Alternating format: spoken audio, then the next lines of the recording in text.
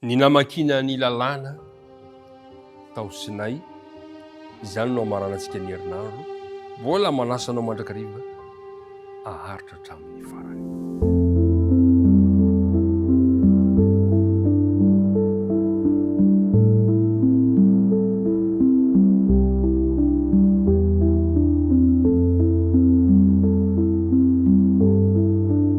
Zoma ny andro, mifarana indray ny herinandrontsika, kanefa na dia mifarana aza ny herinandro dia atolotra hatrany hatrany ny fiarabana, satria zao indray tsika vao niona, satria samy natoro tamin'iny alina iny dia miarabanao sy ny ankohonanao. Finaritra mifangahita aminao, faly mifampitafa aminao, ary fentsiky miara-midinika anao amin'ny tenin'Andriamanitra. Ny fiadanany tompony ho amintsika tsirairay avy. Hivavaka ary isika ankehitriny. Rainay be fitiavanao, misaotranao izahay noho ny fiarovanao anay, ka tafahoana soamantsara indray amin'ity maraina ity. Misaotrany amin'ny fitantanana rehetra, misaotrany amin'ny famondram-ponao.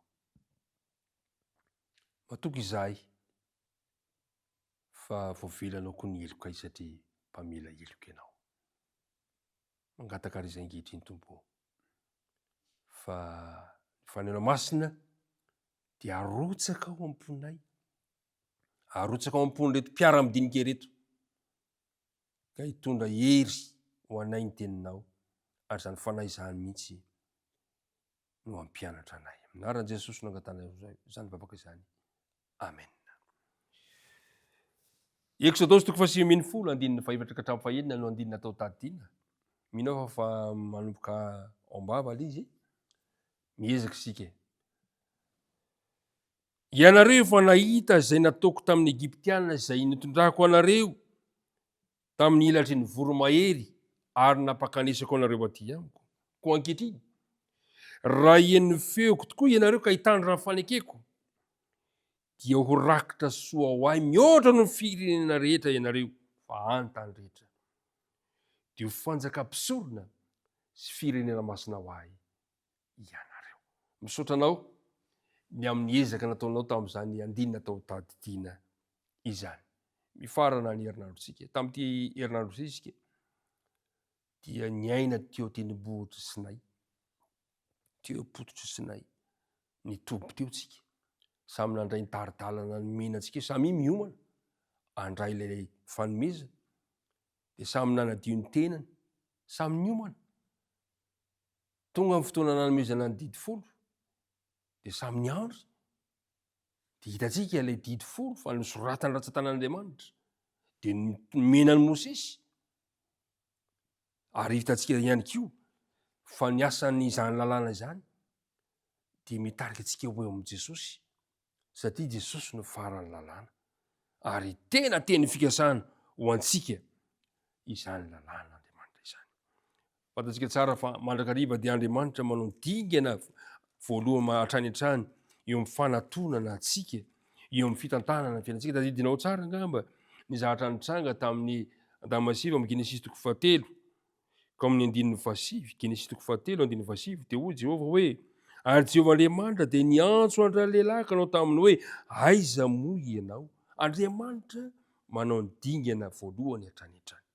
Ary dia Andriamanitra ihany koa mbola manao ny dingana nanome ny fanekena voalohany ho an'ireto vahoaka voafiry reto, ka izay ny fanirian'Andriamanitra hoe ho firenena masina ho ahy ianareo, ho fanjakam-pisorona, ary rakitra soa ho ahy ianareo. Ry mpiara-midinika namana, nokendren'Andriamanitra ny hahatonga ny fanonana ny lalàna ho toe-javatra lehibe sy mahatalanjona. Ary ny fanonana ny lalàna dia nampisy lanja ny toetra be voninahitry ny lalàna. Tsy hoe natolotolotra fomba tsotsotra izany, fa tamin'ny fomba manitriketrika. Nataon'Andriamanitra izay hatsapahan'ny olona fa zava-dehibe eo amin'ny fanompoana azy sy amin'ny fanajana an'Andriamanitra izany lalàna izany. Ary mbola manan-kely mandraka ankehitriny izany foto-kevitra momba ny fanajana ny lalàn'Andriamanitra izany. Tena tamin'ny fomba manitriketrika ny nanomezan'Andriamanitra, fa tsy amin'ny fomba tsotsotra.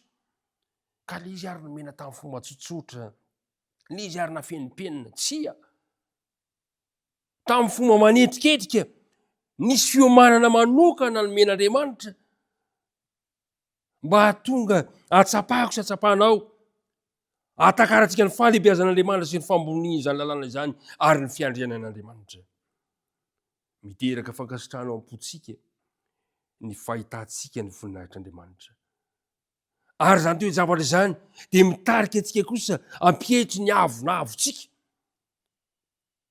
fa mametraka an'Andriamanitra amin'ny toerana ambony. Arakaraka ny ahitantsika akaiky kokoa ny famasinan'Andriamanitra mantsy no atsapahako ny kilemako sy ny tsy fahatanterahako. Ary mahatonga angetaeta sy mahatonga anao angetaeta akeo amin'i Jesosy ilay afaka manova sy manome fiainam-baovao anao. Ny tanjon'Andriamanitra ny amin'ny lalàna dia ny hahatonga antsika ho eo amin'i Jesosy. Ry mpiara-midinika namana, amin'ny fahafantarantsika fa mifanohitra amin'ny toetrany sy ny lalàny masina isika dia mahatonga antsika hiantehitra amin'i Jesosy ilay nisolofonantsika. Masina, marina, tsara ny lalàn'Andriamanitra. Fanohitra amin'izany kosa isika sady tsy masina, tsy marina, tsy tsara. Izay ny antony ilantsika an'i Jesosy. Ny ahafantarako fa sady tsy marina, tsy tsara, tsy marina dia noho ny lalàn'Andriamanitra. Ary izay ny antony andehanantsika eo amin'i Jesosy. Ambaran'i Kristy mazava tsara fa raha mandray an'i Jehovah mpanindry-tena ho tombo sy mpanjaka antsika isika dia tsy ho sarotra amintsika ny mankatoa ny didin'Andriamanitra. Izay ny lazainy eo amin'ny filazantsara Matio 1:10. Filazantsara Matio 1:10 ka ny 9:20 manao hoe makanesa aty amiko ianareo. Ianareo rehetra izay miasa fatratra sy mafesotrentana, fa izao hanome anareo fitsarana. Mahafinaritra izany. Raha mandray an'Andriamanitra mpanindry-tena ho tompo sy mpanjaka antsika isika dia tsy ho sarotra amintsika ny mankatoa ny didiny.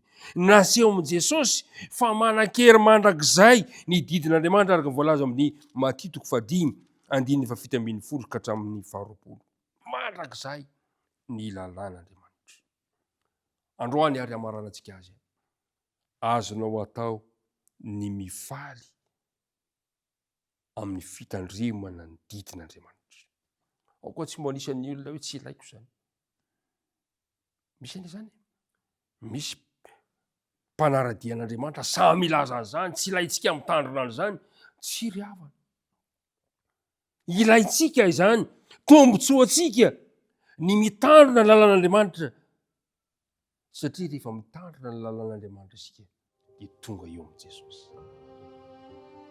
Azontsika atao ny mifaly amin'ny toky azontsika noho ny fahalalahana fa amin'i Jesosy ny famonjenantsika.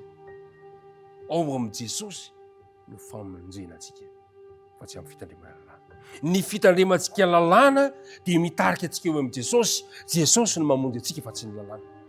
Ny lalàna zany dia mitondra antsika toy ny hoe tetezina lalana hiampitantsika mankeo amin'i Jesosy. Mombanao any Andriamanitra. Ka ny fanekena izay nomen'Andriamanitra tao Sinay, ny fanekena hitarika anao ho eo amin'i Jesosy ilay mpamonjy antsika. Ilay ho avy indray ka handray antsika ho any aminy. Mirary soanao, misaotra tamin'ny faharetanao tamin'ity herinandro ity, misaotra tamin'ny fiarahana rehetra matoky aho. Fa ny fitahinan'Andriamanitra dia nomeny anao, nomeny ny ankonanao ihany koa. Manasanao indray amin'ny manaraka anjoy tsy tapaka izao fanarantsika izao hivavaka antsika ankehitriny. Rainay be fitiavana misaotra anao izahay noho ny tontolon'ny herinandro izay nomenao anay ka farana anay androany, ka nampahafantaranao anay ny fanekena izay nomenao teo Sinay, izay tena tombotsoa ho anay ny mitandrona izany satria mitarika anay ho eo aminao. Esory Tompo ny ambom-ponay, esory ny avinavin-kevitra eo aminay, fa oka kosa anjaka ty am-ponay ny fanekena ampitiavana, ny fanindry-tena tanteraka, ilefitra ankatoa ny didinao satria izany no sitraponao. Dia mitahery ty mpiara-midinika amiko reto mitahiny fiainan'izy ireo sy mahakasika azy. Ianao malala ny hitondrana ny tsirairay avy ka dia apetraka ampilatananao zay mahasoa rehetra. Ny vavaka tononona sy angatanay noho ny amin'ny anaran'i Jesosy rery any. Amen.